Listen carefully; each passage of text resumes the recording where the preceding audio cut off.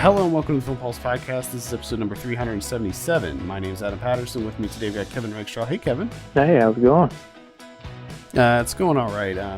If I sound a little bit weird this week, it's because I'm coming at you live from the hotel room because these storms that are rolling in. I had to get out of the house, go to a hotel. So I apologize for any lack of quality that my mic is giving off. I have this really weird setup going. But we had to get this done. We had to do it. Had to do the podcast. Gotta do it. This week on the show, we're going to begin our Fantasia Festival coverage by bringing you four reviews for movies screening at Montreal's Genre Film Festival, including Lapsis, Class Action Park, Crazy Samurai Musashi, and You Cannot Kill David Arquette. Of course, we'll also be going over this week's new releases on VOD and Blu-ray as well. If you have a moment, please consider reviewing us on iTunes. That would be really helpful. Now, regarding the Fantasia Festival, if you're not familiar, this is a huge genre film festival that happens every year in Montreal. This year, they're doing it virtually. So if you're a Canadian resident and you want to check out any of the movies that we talk about, go to fantasiafestival.com and check the listings. Some of them are on demand, so you can watch them anytime during the festival, and some of them are live screenings that you only have like a specific time that you can watch them. So the festival's being done through Festival Scope, so the platform is actually quite good. I did watch one of the live screenings, and I had no issues with it whatsoever. So, again, if you're a Canadian resident, it is geo-locked to Canada, unfortunately. But if you're there, be sure to check it out. It's one of my favorite festivals, so I'm always really excited when I get a chance to cover this festival. Next week, we're going to continue our coverage and talk about a whole bunch more on the podcast. So there's going to be a part 2 to this series. And then also there's going to be a ton of written reviews on the site as well. I'm sort of timing those written reviews to start after we kick things off with this podcast. So expect to see them start to pop up on Tuesday when this podcast drops in the morning. Gotcha. With that, I think we can dive into our first review. I think we can probably just go in order in which I mentioned them here and start with Lapsis. What do you think? Let's do it. This is directed by Noah Hutton. In a parallel present, delivery man Ray Tinselli is struggling to support himself and his ailing younger brother. After a series of two-bit hustles and unsuccessful swindles, Ray takes a job in a strange new realm of the gig economy, trekking deep into the forest, pulling cable over miles of terrain to connect to large metal cubes that link together the new quantum trading market. As he gets pulled deeper into the zone, he encounters growing hostility and the threat of robot cablers and must choose to either help his fellow workers or to get rich and get out. Now, question also. That sounds like a lot. That sounds like a lot is going on in this movie, and I think it's a little bit more simpler than that. I mean, that is what happens, but the synopsis makes it sound almost inaccessible, like really hard to sort of parse what's happening in this movie, and I don't think it's quite like that. First off, I'll say that I really, really enjoyed Lapsis. In fact, so far, this is one of my favorite movies of the festival. I loved the world building in this. This is, like it says in the synopsis, it's a parallel present. So it takes place now, but there's just certain little things that have it tweaked from what we know today. And so in that regard, it's not like a really crazy, flying cars sci-fi type movie. It's very lo-fi and very grounded. And I just had a blast with this movie. For whatever reason, it just really spoke to me. And I think that what it's representing, this sort of damning critique of the gig economy, I think that's like completely on point. I feel like we've seen other movies in recent years that attempt to make a statement on the gig economy, and I feel like while some of the other ones may have proved their point, I think that Lapsis does it in such a funny and poignant way that it's definitely one that's worth a look. Oh yeah, no doubt. And I think the best part about this is, like you said, the synopsis is a little bit misleading because it makes it sound far more complicated than what it really is. Because Lapsis, I mean, honestly, it's a pretty simple movie. And I think that that's what really works in terms of this like damning critique of the gig economy. And ultimately it comes down to, workers organizing is like the overall message of this movie. And I think it works so well because it's not overly complicated.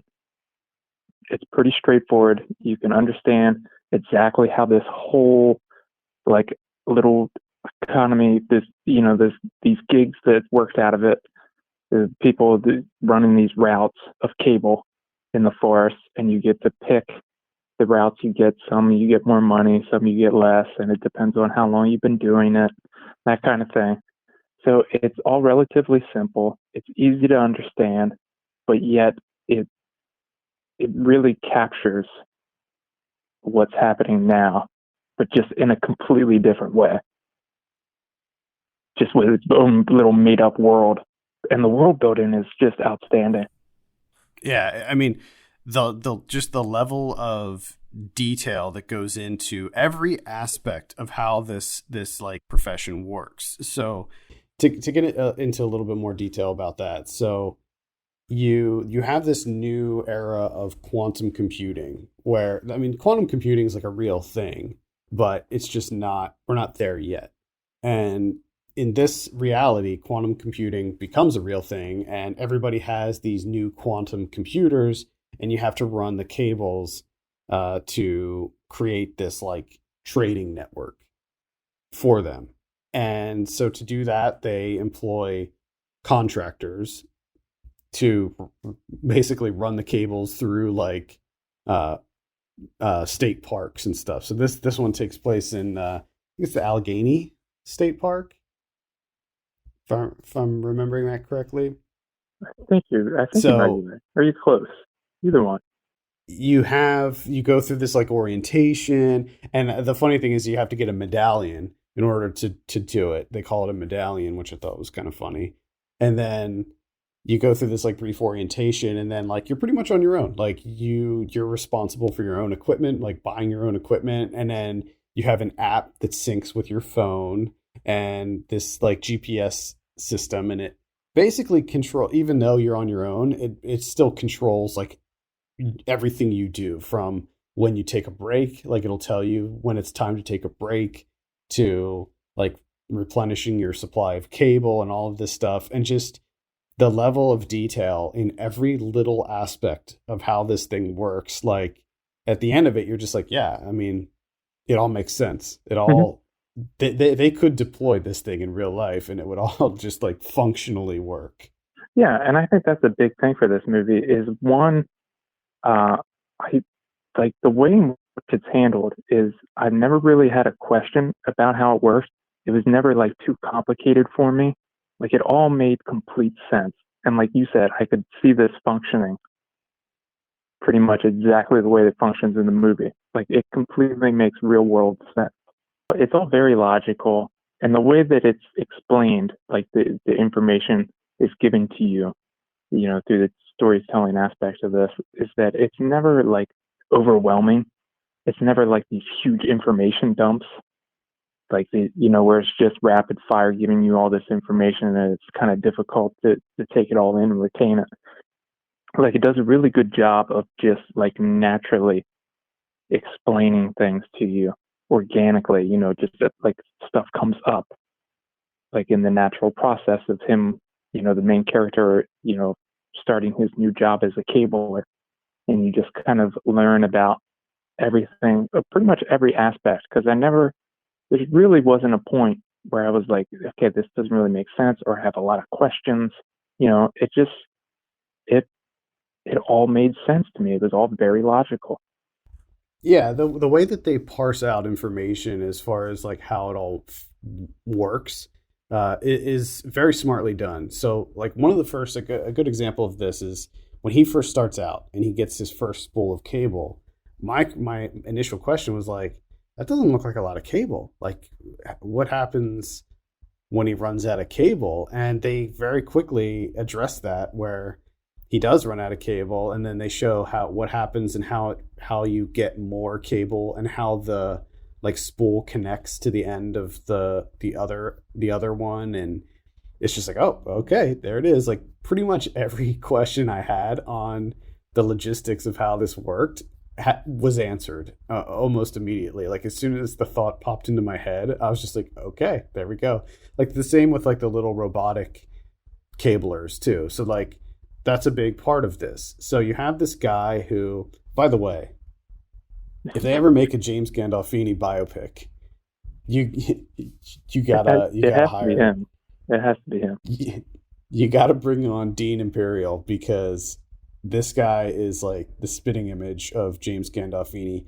And I don't mean that in just like looks. I mean just mannerisms, tone of voice, and also there's this like kind of gruff sweetness about him. Like he's like kind of this big teddy bear character, and you immediately form this bond with him. Like you want to see him succeed. Like you want to see him get through this. It's sort of an underdog story in a lot of ways where, you know, he's an out of shape, middle-aged guy. He's not used to that kind of work, and doing this cabling stuff involves you wandering through the wilderness, dragging cable for days.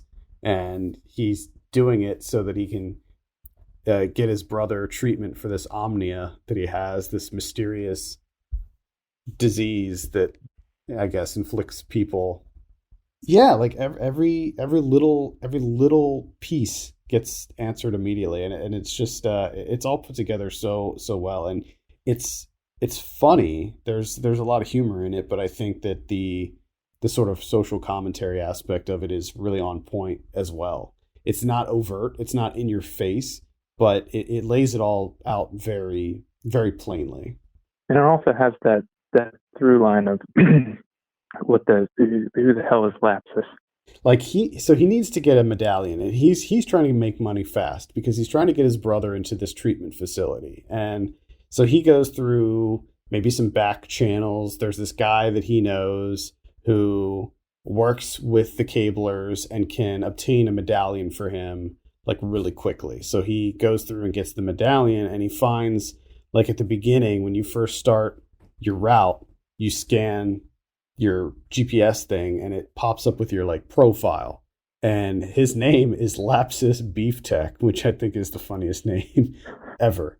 And he finds out that like people named themselves, like everybody has their own trail name, but he didn't create his own trail name. And then there's this like sort of outpost where you can rest and eat and buy supplies if you need to. And he finds that he has all these credits on his account that just were kind of there.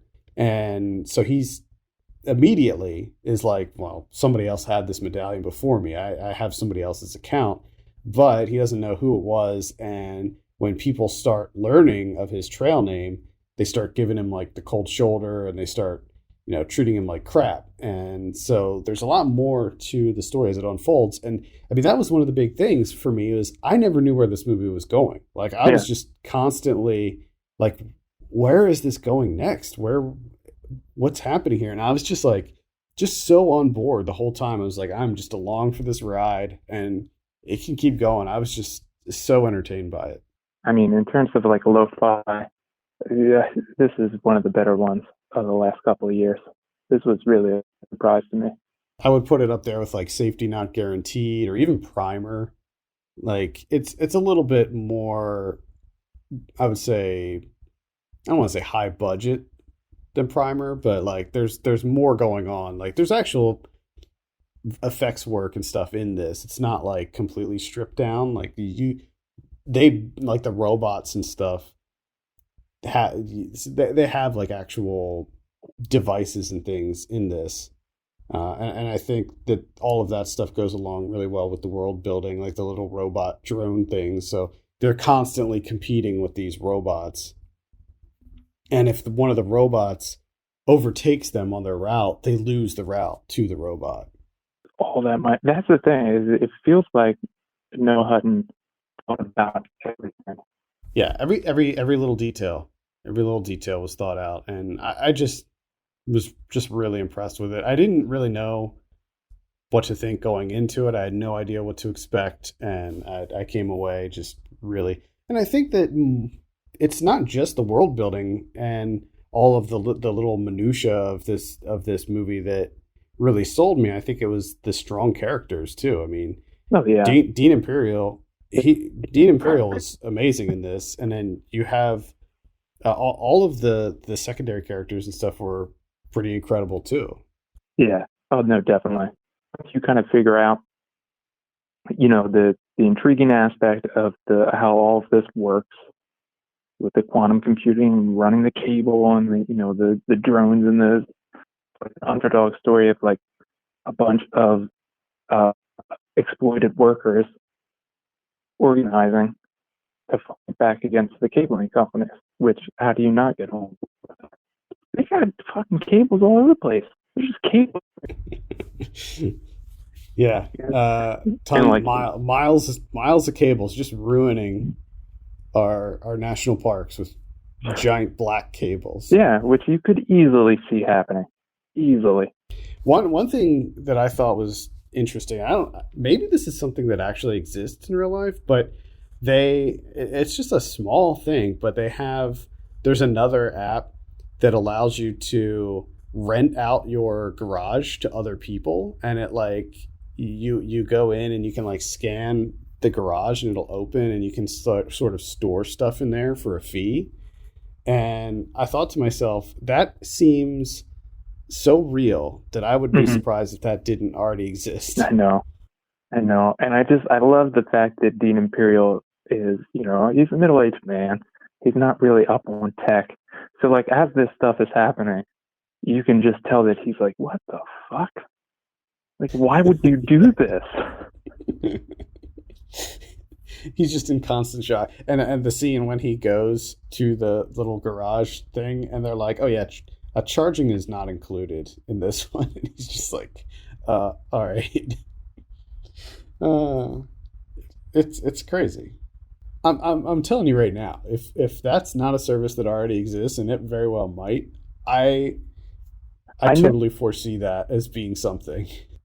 One time I rented a car from someone, like using this app called Turo, where you can like rent out your own car to people. Yeah. When we were on a trip and I wanted to drive a Tesla. I've never driven a Tesla. So I went on this app called Turo and found a Tesla owner in the area and booked it through them and went to the dude's house and just picked up his car. It's so weird. Yeah, that's so weird and dumb. Strange world we live in, and I think that this movie perfectly represents that strange world. So yes, it does. Lapsis is definitely one to check out. It's I'm hoping that it gets picked up. I definitely think it will. I think that there's enough here for it to get picked up by maybe a small distributor and get released soon. So hopefully you'll be able to see Lapsis soon. If you're available to see it at Fantasia, definitely don't sleep on it, because it's a highlight for me for sure. Yeah, and I completely agree. And start putting Dean Imperial in more things.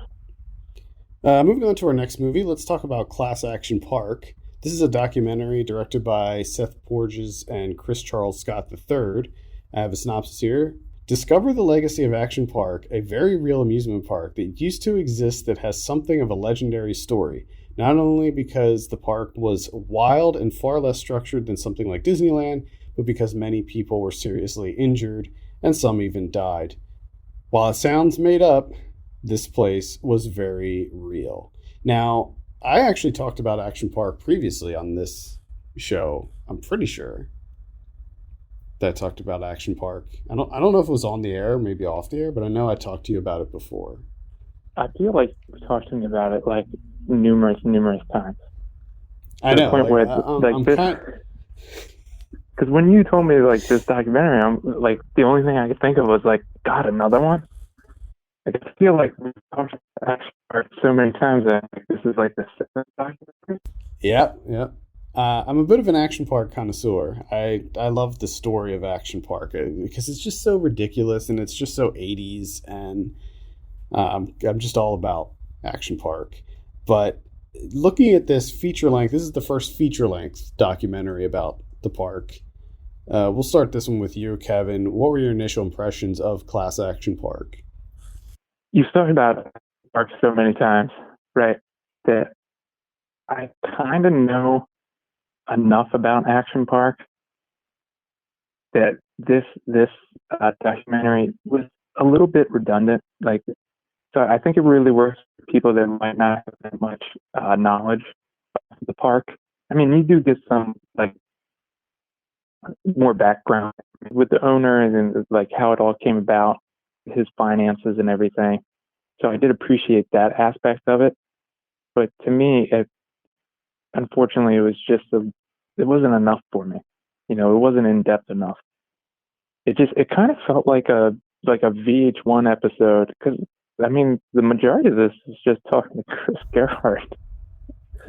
We just, Yeah. we just felt kind of weird, and especially considering it seems like he only went to Action Park once. Yeah. Yeah. I don't like he's an entertaining guy, but it seemed like we could talk to more people.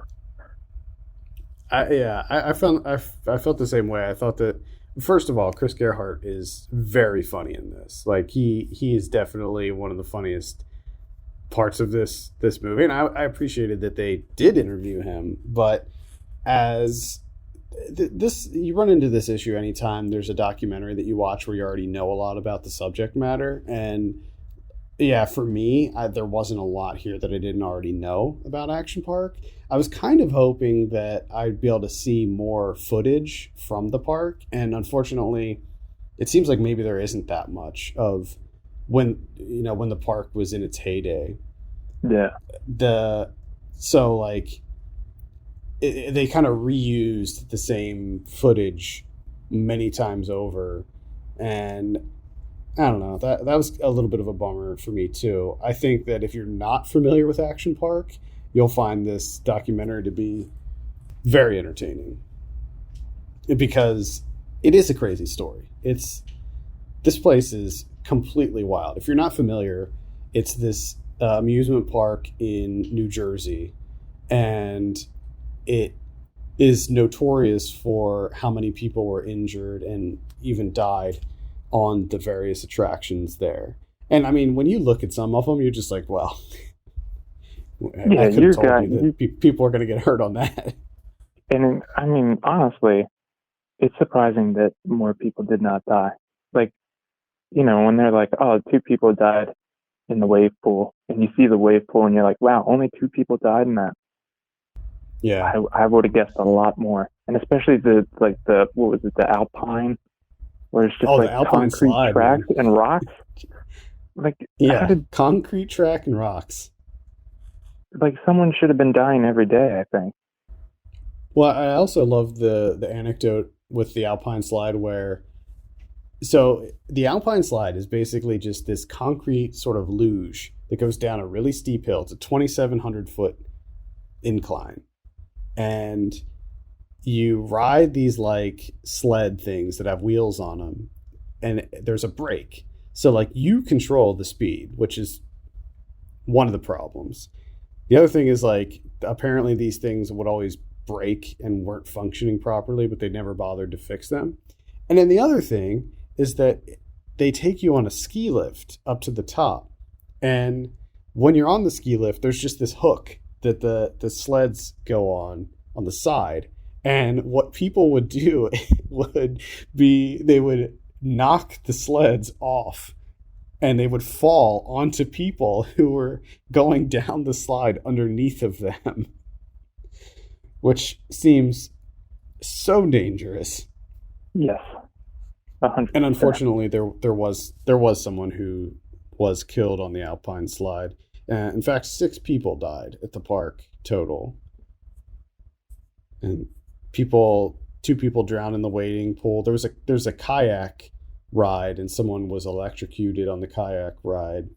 Yeah, Uh, which there is was just insane that there's yeah, not a ground wire in a water park. there's this Tarzan swing that they have, which is just a rope swing that goes over this like spring, this natural spring that's there. And someone went off the Tarzan rope, and the water was so cold, he actually had a heart attack when he hit the water. Ooh. So yeah, multiple casualties. The one thing that I did appreciate about the documentary is that it was like it kept things very light, very fun, talking about all the various injuries that they've seen there and stuff, and just how the park worked and the history behind it and all of that. And how like it was basically teenagers running this park, and there was just no rules, there's no liability, no nothing.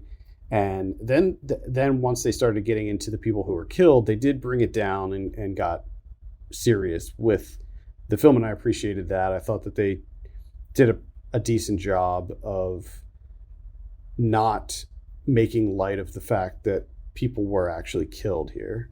Yeah, but I don't know if they did a good enough job because it's pretty quick at the end. Like they focus on one person. It Yeah. takes up a very small portion of the movie, and then the thing that's the follow up after that is all the like what was Alison Becker and Chris Gerhardt and them essentially being like, yeah, it was a rite of passage to get injured there, and this is Jersey. You don't like it, fuck you. And it's like that seemed like an odd choice after talking to the family that had a person die there. Their son died, and that's how you end it. Well, I think what they were trying to do was wrap up this park as a symbol of like a bygone era. Like this is a park that is designed for a generation of latchkey kids in the 80s that left their parents' house and did whatever the hell they wanted, and it's just not something that we see anymore. And it was very sort of a representation of the time, of the era. And so they were trying to, I think, use Action Park as like a symbol of a generation. And Yeah. I appreciate that, but I totally agree with you though. Like that they had this very somber moment, and they were talking to the family of this boy who was killed at the park, and then they, put their final notes on it, like the whole "fuck you, I'm from New Jersey" thing. And yeah, it's not the best way to wrap things up, but I can't really think of a better way for them to handle that either. Probably not the fuck you. Maybe just like that. Like because I do appreciate the point of like like you said is like this is like Action Park could only exist in the 80s because of the way things were, where kids left the house and then they were just gone all day, and your parents never worried really, and then you would just show up at some point, and that's what you did every day in the summer, and you knew what type of adventures you were getting into. Yeah, you and I went on a lot of crazy adventures as a youth. Oh yeah, yeah. We weren't growing up in the 80s, but in the 90s there was still plenty of that going on. Oh yeah, you just find a creek and just walk the creek for like 5 hours. Yeah, train track, old train tracks. I had to like 6 towns over. Roaming the streets of D-Town. Yeah, it works. If you don't, it works. I mean, it's a good documentary for people that don't really, that might not know that much about Action Park, or they're nostalgic for Action Park. One thing that I think was a little bit of a missed opportunity is the animation in this. So, like I said, there's a lot of footage that just doesn't exist, and when a lot of the movie is them talking about each specific ride and how dangerous the ride was and all the various injuries that occurred on the ride. And they do that through this very crudely drawn animation. And I feel like it's just a missed opportunity because the whole movie has this like 80s aesthetic to it. They could have used like this kind of 80s Saturday morning cartoon look or something like that, you know, to sort of match the vibe, you know, try to match the style of those those really great action park commercials that they include. But they don't do that. It's just this like really generic, poorly drawn animation that just doesn't fit. No, I wasn't feeling the animation. There's also, it's not, I don't know if I'd necessarily call it a comprehensive documentary either, because there's a lot of rides and stuff that were part of Action Park that they didn't cover that were just as dangerous as the Cannonball Loop, which, you know, that's like the most notorious one. So the Cannonball Loop is this crazy water slide that has a full vertical loop at the bottom, which when you look at it, you're just like, how does that work? Spoiler, it doesn't work. No, not at all. But they had at one point they had a skate park. They built a skate park in there, but of course, you know, like everything with Action Park, there was like no engineering involved with it at all, and apparently all of the lips and transitions and stuff were uneven. So there were so many injuries within the first week of the skate park opening that they buried it underground and never spoke about it again, as if it never existed. Well, that extended to the documentary Class Action Park. It wasn't even mentioned in there, so it worked.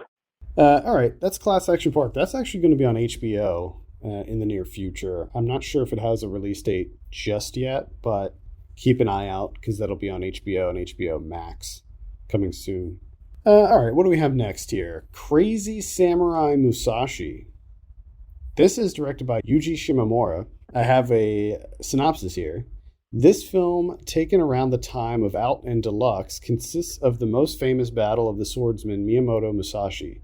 In this 77-minute, one-scene, no-cut action sequence, Miyamoto, Tak Sakaguchi, defeats 588 enemies, one after the other. There's no room for error, no room for corny or unconvincing moves. And I think that synopsis, while does contain some bits that I have no idea what they mean, pretty much does sum up this movie. It is literally, except for one part in the beginning and one part at the end, a 77-minute no-cut fight sequence, which is something that I've never seen before in a movie.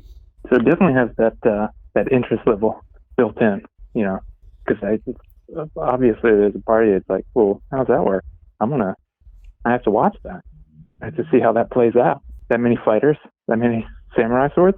Come on. Yeah, unfortunately, I think that the gimmick is sort of goes against, it sort of fights against this movie at every step of the way. Mm-hmm. Yeah. It's insanely impressive. I'll preface my thoughts by saying that this movie is insanely impressive. To see Tak Sakaguchi, who is like pushing 50 at this point, he's like mid 40s maybe, to see him fighting 400 plus dudes, just one after the other, sometimes more than one at once, just nonstop for that amount of time, it's insanely impressive. Like, and not only his performance, but I think a huge amount of credit goes to the people, the crew behind the camera shooting this. The way that the camera moves and gets in on the action, and it's just perfectly choreographed to what's happening around it. And they do some really cool camera stuff in here. Now, it should also be noted that this is a true single take movie. There are no hidden cuts or anything like that. It's like, it's the real deal. That being said, they had to make some concessions, I think, in order to shoot it like this.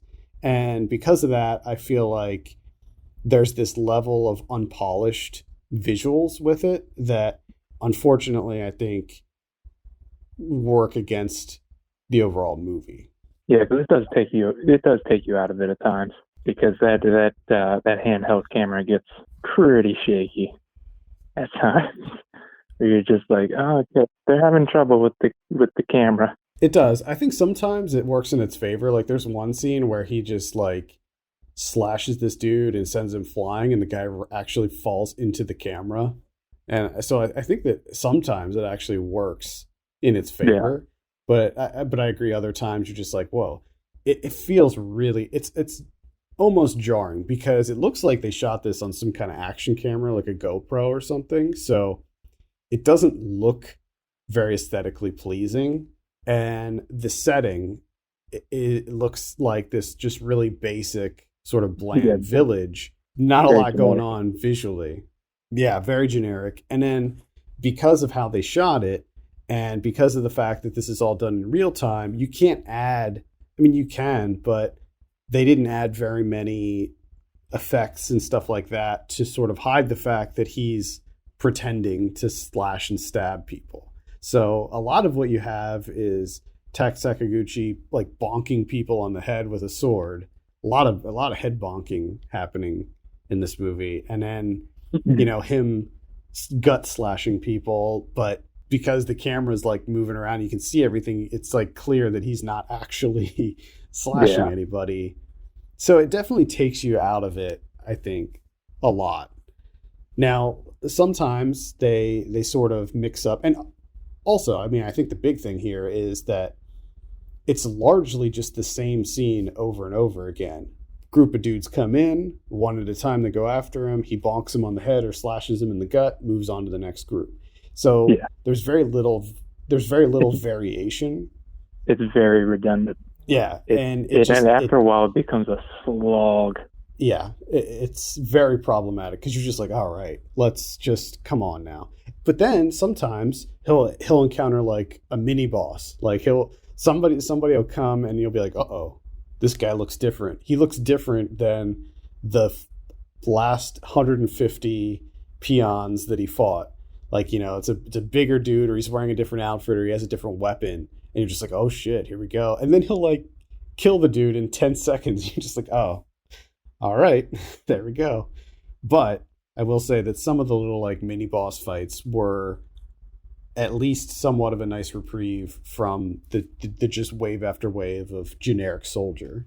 Well, I think that's the biggest thing here that makes it really, really difficult is that so many of the challenge clan that are trying to kill him, I mean, they're just all completely inept, woefully inept. And the worst part is it just kind of cycles through these same things. Like there's the head bonking. He'll do, he'll just kind of little flick of the wrist to snap a guy on the periphery, and that takes care of him. Or, that's that weird thing where the worst thing is the first time it happened, it was kind of ridiculous, is where there's like 5 guys rush him, right? One after another. Their swords behind their back, like up, arms over their head, just rush at him. Don't even attempt to like try and hit him. And he just slashes, right through their midsection. And he gets rid of 5 people in like 2 seconds. And you're like, okay, that makes sense. You have to, kind of rush this body count along. But then they end up doing that like 5, 6 times throughout the movie. It just becomes so boring, really. Which is really, I mean, there's the great physical performances here, but they kind of just do the same thing over and over again. Yeah, I mean, in a lot of ways, it almost feels like an experimental movie, like just something that they wanted to try, just something that they wanted to see if they could do. And they didn't seem to be too concerned with like the actual entertainment value of the movie itself. The thing that makes it a little bit more difficult and a little bit more heartbreaking is the fact that this movie's bookended by just a regular action film where it's like, cuts. There's cuts. We're not doing anything overly ambitious here. We're just making a samurai movie. And especially the very end fight scene where it has these quick, exciting cuts. It's just here's what it could have been. Exactly. I was definitely going to touch on that. And in my written review, I said that as much, where it's when you see that final fight sequence at the very end when they pull away from the single take thing and it's just a regular fight. That fight is so badass that you can't help but feel like, man, I wish the whole movie was like that. Like I could And have had that instead. yeah, yeah, like make a sequel. I would love for them to make a sequel and just make it like regular, like have Sakaguchi playing the same character, playing Musashi, and just make it like a regular movie where he's just he can mow down hundreds of people. That's fine, but shoot it traditionally. Like have cuts in there, add cool effects and stuff, and redo portions of it to get it just right with the choreography. And that's the other thing is like they play it somewhat safe with the choreography too. Like there Yeah. are Oh, certainly there's certainly flourishes in here that are really impressive, but they don't do anything like super wild in terms of choreography because then obviously they'd have to redo everything all over again, yeah. and that would suck. No, it's just a lot of head bonk. Yeah, one of the things I did appreciate was the fact that they worked in the water breaks where they would give him water breaks during the thing during the fight. Which apparently, like, that was something that he, like, actually did. Like, he would go in beforehand and set up stuff before a fight. That way that he had it, like, during the fight. Yeah, I think if you're familiar with the legend of Miyamoto Musashi, he was the one of the most legendary fighters in all of Japan. He was undefeated. He never lost a fight, and he was just this master swordsman. And he actually developed this dual sword technique, which is funny because you barely see it now. Maybe Yeah, he doesn't do I it. guess I don't know like what the timeline is in this movie, like where he's at in his life. So it's possible that he didn't develop that technique until after this movie took place. I'm not sure, but he barely. There's a couple scenes where he dual wields the swords, but for the most part, like I remember the first time he picks up two swords, and I'm like, oh shit, here we go. He's gonna dual wield these swords and just mess everybody up, and then he drops it. You're just like, Yeah. what? Or my favorite is when he just throws it. He throws it like as Yeah, a spear, and it does hit the one guy, and they do a little CGI blood paint. I'm just like, oh, come on. That's so dumb. yeah. That was the other thing is like because of just the nature of how it was shot, they had to all the blood, which there actually isn't that much, it's all done in CG except for one scene when they, I think, very cleverly hid a blood pack on a pillar. There's like Yeah. he's fighting in this like barn, and it's like during one of the mini boss fights, and I think he like grabs a blood pack that was like taped to the side of a pillar or something. But Yeah. And that was the other thing, that the CGI blood was wildly inconsistent. Like right. 60% of the people that got slashed didn't bleed, and then the other 40% Yeah. did. And you're just like, this doesn't. I don't understand what's going on. This is weird.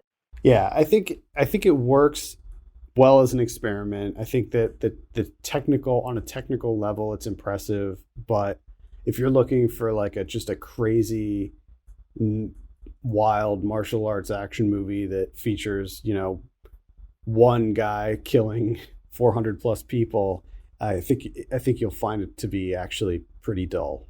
Yeah.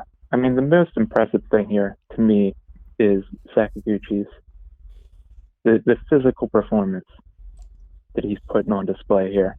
Like Mm-hmm. just the stamina that he shows. Right. Yeah. I think that that's like what makes it worth looking at. Yeah. Let's move on and talk about our final movie this week. And remember that we'll be back next week with at least 4 more. There might even be more. Who knows? We're cranking them out. You Cannot Kill David Arquette is our final film this week, directed by David Darg and Price James. I have a synopsis here. Following his infamous championship as part of a marketing stunt for the film Ready to Rumble, David Arquette is widely known as the most hated man in pro wrestling worldwide. Nearly 20 years after he quote unquote won the initial title, through ups and downs in his career with his family and with his struggles with addiction, David Arquette seeks redemption by returning to the ring for real this time. Now, Kevin, what's your familiarity with David Arquette? Did you like David Arquette? I can't imagine you did, or maybe you didn't really have an opinion on the man before going into this. Yeah, I don't really have an opinion on the guy. I don't think I've really seen him in that many things outside of Scream. I think most of the things that I've seen him in, he's probably playing, a small side character, that type of deal. Mm-hmm. But I don't have an opinion of David Arquette either way.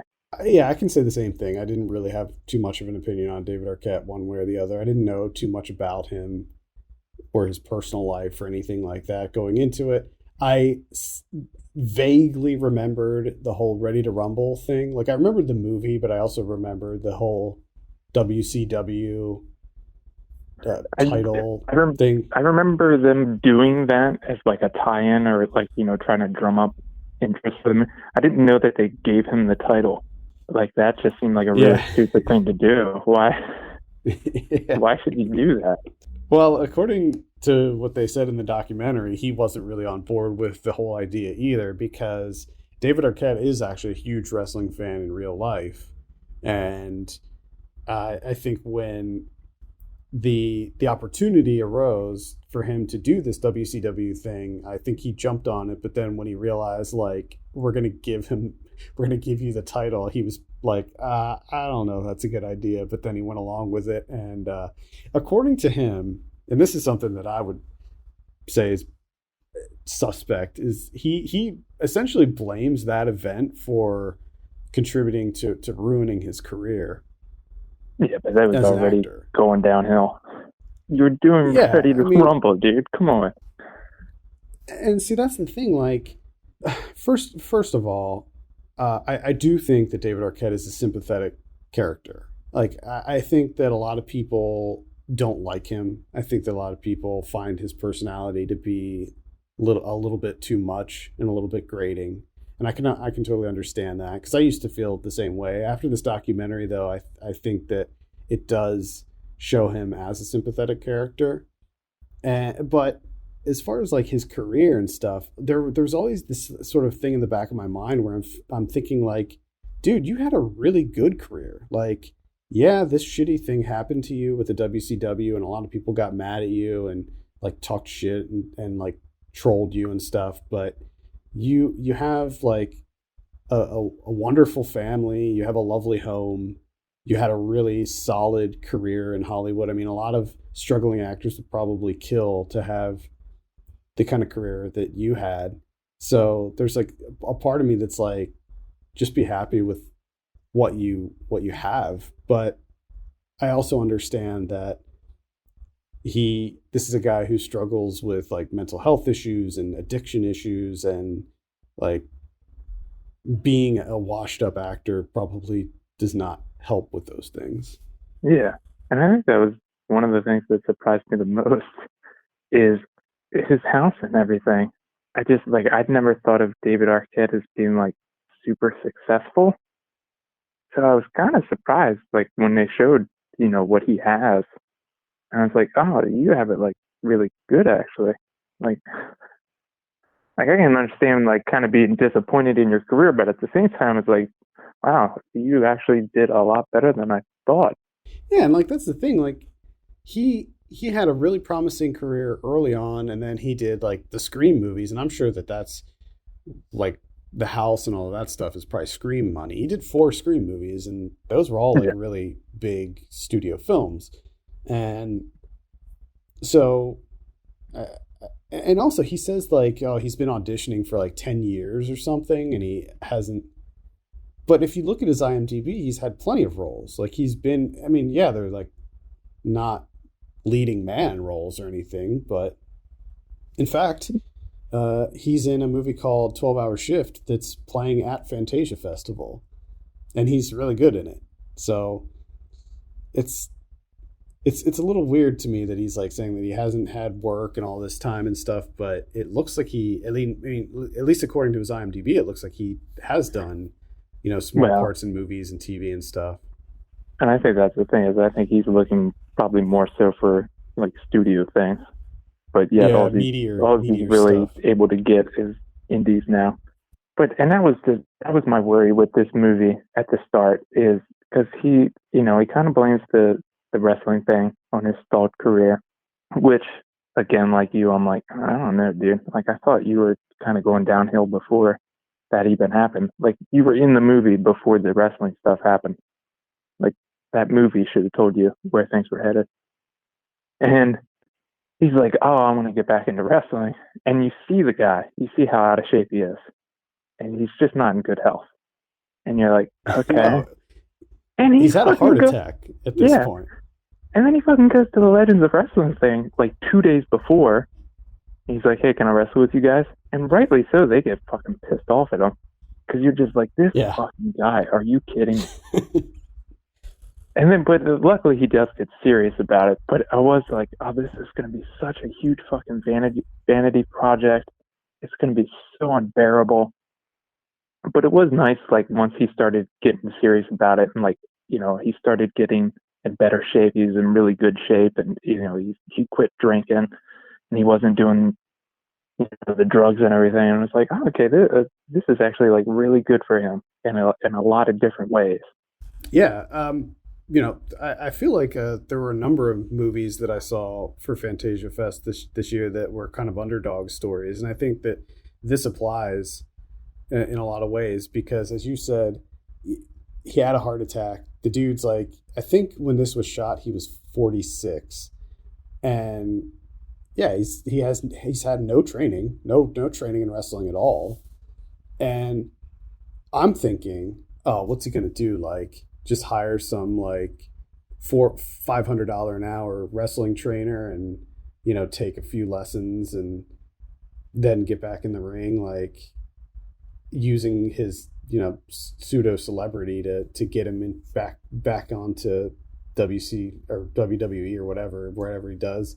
But that's not really what happens. I mean, I think that he wants to completely immerse himself into wrestling culture. So what he does that Legends of Wrestling thing, and he literally goes to a backyard wrestling match that's like put on by like three dudes or whatever, and it's like the most brutal shit ever. And he just goes into the ring and gets his ass kicked, and he's just demolished. And then he goes down to Mexico and wrestles with the luchadors down there. And I feel like the way that he decides that he wants to get into wrestling it was entertaining, but it was also smart, where he wanted to start at the bottom and work his way up on his own. Yeah. And I feel like he does use his celebrity to a certain degree, but that's unavoidable. I think he did everything. The only reason he's able to do anything is because David Arquette. Because even he says, he's like, I'm not a good wrestler. He's like, I have a couple of moves, but like, I'm not that good of a wrestler. And if he wasn't David Arquette, no one would be talking about him. Right, he would do that backyard wrestling thing, and then that's where it would stop. Like he wouldn't stop. He wouldn't progress past the backyard wrestling thing. I mean, I was actually really impressed with his like drive and his determination and his commitment to this, because like, he does train his ass off. As you said, he gives up drinking and smoking and gets in shape, and like, he turns out to be pretty damn good in the ring. Like, after he does all the training and stuff and he starts taking on like more serious matches, I was really impressed with his moves, actually. Yeah, I mean, he's all right. I mean, it's impressive for a 46-year-old man. Right. Yeah, that's what I mean. It's like, I mean, I'm not that old. I couldn't do any of that shit. Right. I think I would hit that. I think I would hit that floor once. I'd just be like, okay, I'm done for like a month. Yes, same here. And there's just the fact that he was so willing to put his health, put his body on the line for this action sport that he's like so passionate about. And then, I mean, I think that the one thing that we have to discuss is the setback that he has where he does this like hardcore match. I don't even know like what circuit that was, like where that was, but he gets his throat slashed. Like they show the scene in the movie, and I was like shocked at what I saw. Like it's pretty intense. Yeah. Yeah. No, it is. It's very bad. And that's the wrestling that I hate. I don't like anytime they get that stuff out. I'm just like I don't like why. I don't know. It just doesn't make sense to me how that's entertaining to people. No, I much prefer I'm not a huge wrestling fan to begin with, or at least not anymore, but I prefer like the high flying, the technique, like the finesse, the kicks and the flips and stuff like that. Like just the theatrical aspect of it rather than, oh, let's just put two people in the ring and just see how much pain they can endure, or like how much blood we can see. Like that stuff doesn't really appeal to me. Like once you've seen it once, well, that's the other thing. I get it. It's like you hit a guy with a fluorescent tube, and it's like, okay, I guess that's kind of cool. But then when you do it like a fourth and a fifth time, it's like, it's not entertaining to me. Like, I get it. It's a fluorescent tube that explodes. This just seems very, very, very dangerous. Like, you should not be doing this. And what happened find out why. Like, he gets hit with all these fluorescent tubes, and then he actually, I only saw it once, but it looked like he sort of stabbed himself with the tube. So one of the tubes, I think, was like still sort of sticking up, and he does this like roll, and he sort of rolled into it, the edge of it, and it like just stabbed him right in the jugular. And the craziest thing about it is like he leaves the ring because I think he like immediately realizes like, oh no, something just horrible I'm going happened. To die. Yeah, like this could be the end of my life. He leaves the ring, then he comes back and finishes the match, and then leaves again. And actually, Luke Perry takes him to the hospital. Yeah, which I think I would have liked a little bit more. Yes, this movie follows like the whole process of it, and I think it does really work that way. But there was a part of me that was like a little bit bummed out. Like I could have taken a little bit more. Like I would have liked to have heard his thoughts on everything that happened on that night, because they don't really get into it at all. It's just like it happens. He's in the hospital. He comes out, and this is more about his journey, which I get. Yeah. But there was a part of me that's like, can someone just stop and ask him about that night? Like what was going through his head? How does he feel about it now, years later? I was feeling the same way, because not only did this horrible thing happen in the ring, but Luke Perry passed away like very shortly after that occurred.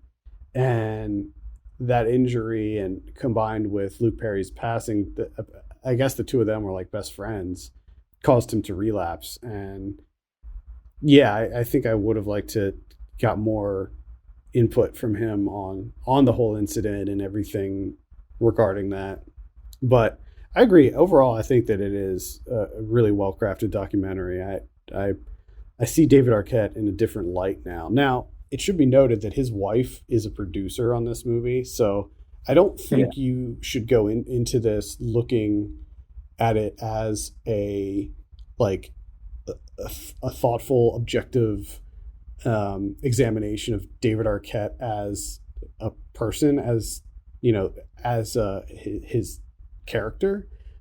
I think you should go into it more looking at it as his journey and where he goes, and the dedication that he has to this sport.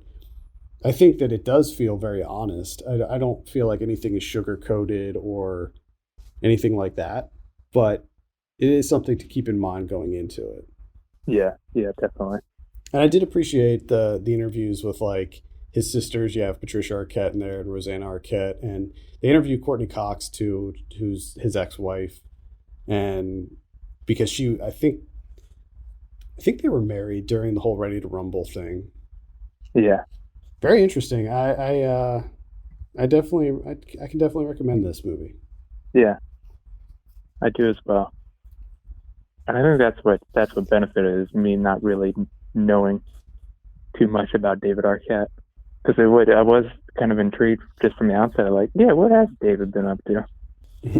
Oh, for the last 5 years he's been wrestling. Okay, that's why I haven't heard anything about him.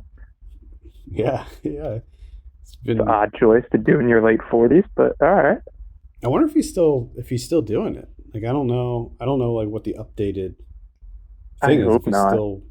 I hope not. Like, just for the sake of his bones and joints, just stop. Yeah, he gets. Yeah, I mean, aside from the slit throat thing, like there's a lot of other stuff that happens to him in this movie. He just gets really messed up. Yeah, and I mean, just from the outset of when he's like, his doctor's like, well, it's probably not a good idea. And I'm just like, oh, dude, no, you should not be doing any of this. Yeah. Yeah. All right. Let's go ahead and give scores to all of the movies that we discussed today. Let's start with Lapsis. I'm very very high on this one. This is like an 8 for me. I'm going to give it an 8, too. Class Action Park. What are you gonna give this one out of 10? 5.5. All right, I'm pretty much right there with you. I'll say a 6 on Class Action Park. Crazy Samurai Musashi. This one's a tough one for me, just because there were a lot of aspects I really liked, but like the overall film, I was just a little meh on. Like I couldn't see myself being able to watch this again. So I think maybe for me, this is like maybe like a 5.5, 6 on this one. Kind of what I'm thinking, too. Because that is a tough one. I mean, it's impressive in a lot of ways, but it's also extremely laborious to watch. And then finally, You Cannot Kill David Arquette. What are you thinking on this one? I'm thinking like a 6, 6.5. I'm sitting around 6.5, 7 on this one. Probably 7. All right, that'll wrap up our first weeks of coverage of Fantasia Festival. Again, be sure to check the site daily for written reviews coming out for these 4 movies and plenty of other ones that are going to be screening at this year's festival. And then tune in next week when we'll have part 2, where we're going to cover another handful of movies screening there. So, yeah, very exciting. Mm-hmm.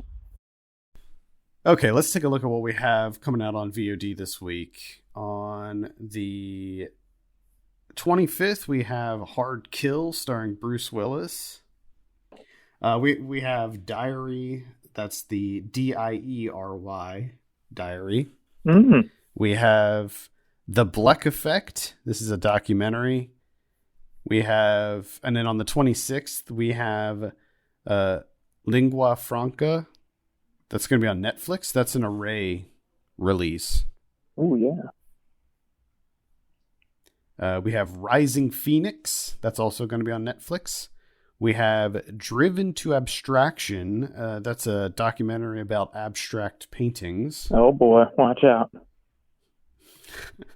Seems like right up your alley right there. Oh, boy. We have Entwined. That's going to be a virtual theatrical release. We have The Faceless Man. This is also on the 28th. It's a horror movie. It's got a really creepy looking cover. Ooh. Ooh. I would imagine if he doesn't have a face. Yeah. But like the title is carved into his Oh, boy. faceless face. Unbelievable. We have a big one here. Bill and Ted Face the Music. Hey, there you go. There's an actual big time movie there.